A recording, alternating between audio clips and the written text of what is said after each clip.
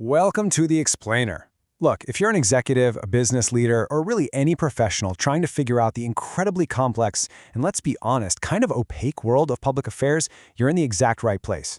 Today, we're taking a really focused, documentary-style look into the actual nuts and bolts of modern policy influence. For decades, the playbook for changing a law or shaping a regulation felt pretty straightforward, right? You hire a lobbyist, you grab a meeting behind closed doors, you make your case, and boom. But wow, the world has fundamentally shifted. So we're going to unpack the data and the core strategy behind how policy actually moves today, and we'll be using some fantastic insights from the Linkonize public affairs framework to do it. So here's the big question. Is lobbying alone actually enough to influence modern policy anymore? Or has stakeholder engagement become the real driver of change? It's a provocative question, I know, because it directly challenges that old-school traditional corporate reliance on lobbying as this sort of magic silver bullet. So many organizations out there are still operating under this assumption that, hey, if we just get enough face time with the absolute right politician, all our problems are just going to magically disappear. But as we're about to see, relying on that approach is leaving massive blind spots in their overall strategy. Okay, let's dive into this. Section 1, the modern policy challenge, and defining our baseline. Right, so before we can really deconstruct this whole new paradigm of policy influence, we have to establish a clear baseline. So, what is traditional lobbying? Simply put, it's the practice of communicating directly with legislators, government officials, or regulatory bodies to influence policy decisions. Just think of the typical stuff you'd normally associate with this. You're scheduling direct meetings with policymakers, engaging in straight-up legislative advocacy, delivering policy briefings, submitting those big position papers, or showing up at official government consultations. Now, I want to be super clear here. Lobbying is still incredibly important. It really is. When you desperately need to present hard, concrete evidence or explicitly explain how a proposed law is going to negatively impact an industry or a community, direct government engagement is absolutely vital. But I really want you to notice the scope here. It is very targeted. It's essentially a direct, one-way line from your organization straight to the government. And honestly, as a standalone strategy today, that scope is just becoming way too narrow.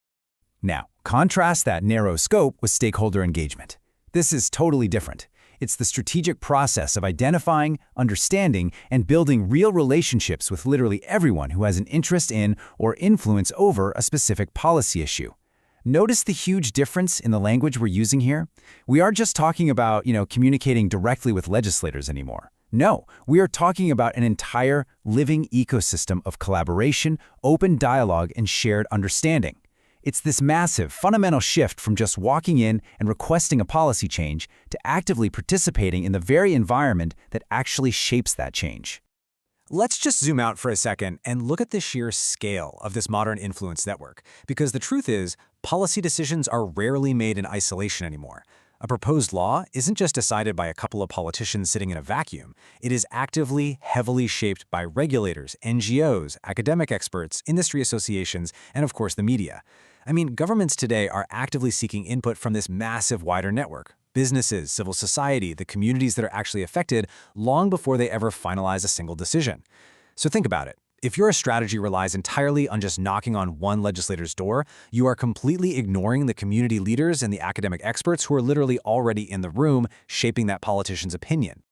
Which brings us to Section 2, the showdown. We're going to quickly compare these two approaches head-to-head. And this brilliantly illustrates exactly how they actually stack up against each other in the real world. On one hand, traditional lobbying gives you that direct communication and very clear advocacy objectives. It's super effective if you're dealing with specific, isolated legislative issues. However, it's also fundamentally reactive, right? And it maintains a super narrow focus strictly on those government audiences.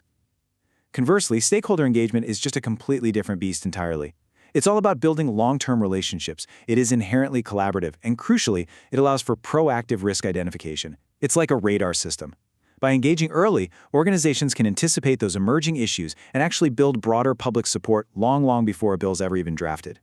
Let's break these trade-offs down even further, because if you are an executive planning out your public affairs budget right now, you really need to see this clearly. Look, lobbying is undeniably strong for specific, acute legislative problems.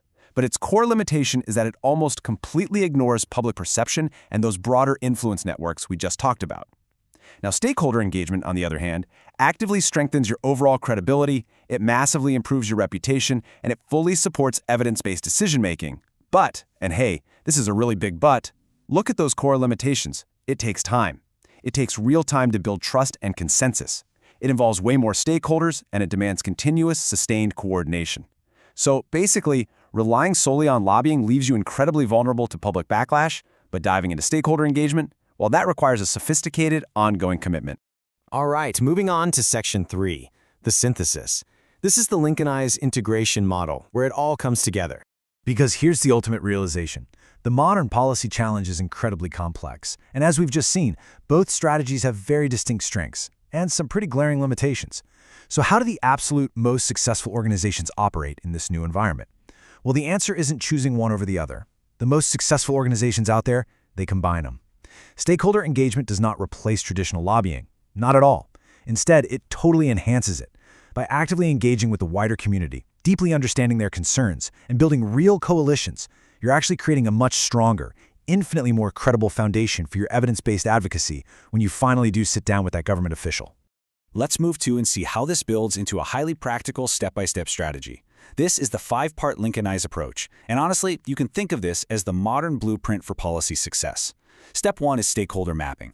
That means formally identifying the key individuals and institutions that actually influence policy outcomes. Step 2 is relationship intelligence. This is where you analyze those existing networks and pathways of influence so you understand exactly how decisions are being shaped behind the scenes. Step 3, strategic communications. You've got to develop crystal clear messaging that's perfectly tailored to those different groups. Step 4 is coalition building, which is all about finding real opportunities for collaboration so you can amplify your voice. And finally, Step 5 is government relations. This is where, when it's totally appropriate, you execute that direct engagement with policymakers. But here's the kicker. Now you're backed by the massive credibility you just built up in the first 4 steps. Now, navigating all of this, it's really not something a typical organization can usually pull off effectively with just a single in-house lobbyist. It's just too much. And that is exactly why organizations partner with groups like Linkonize. See, they don't treat stakeholder engagement and strategic public affairs as these weird separate silos. Instead, they integrate public affairs consulting, stakeholder intelligence, government relations, strategic communications, and continuous policy monitoring into one incredibly cohesive model. This integrated approach ensures that absolutely every single community workshop, every piece of research you commission, and every single government meeting actually contributes directly to a much broader strategy for long-term influence. It literally empowers clients to navigate these incredibly complex policy environments with absolute confidence and total clarity. Which brings us to our final part, Section 4, Shaping the Future and Building Lasting Impact. You might be wondering, why should an organization invest all the time, the resources, and the intense continuous coordination required for this kind of integrated approach? Well, so the crucial point is this. Lobbying opens doors, but stakeholder engagement builds the trust, relationships, and credibility needed to create lasting policy impact. I mean, think about it. You can always hire someone to just get you in the room. You can absolutely hand over your polished position paper. But if you haven't done the really hard work of actually building consensus with researchers, community leaders, and your industry partners, your influence is going to be fragile and it's going to be short-lived. Sustainable, real influence? It absolutely requires a broader perspective. Which leaves us with one final, incredibly important question for you and your organization to really chew on today. How will you connect with the stakeholders who matter most? Because influencing policy today demands so much more than just talking at decision makers. It requires a deep, truly strategic understanding of the massive wider network that's shaping the public debate. So if you're ready to develop a much smarter public affairs strategy, one that actually supports meaningful, long-term policy outcomes, you really need to explore this further. You can learn exactly how to connect with the right people over at www.linkonize.com. Thank you so much for joining me for this explainer today, and I really hope this gives you a powerful, totally new lens for your own public affairs strategy.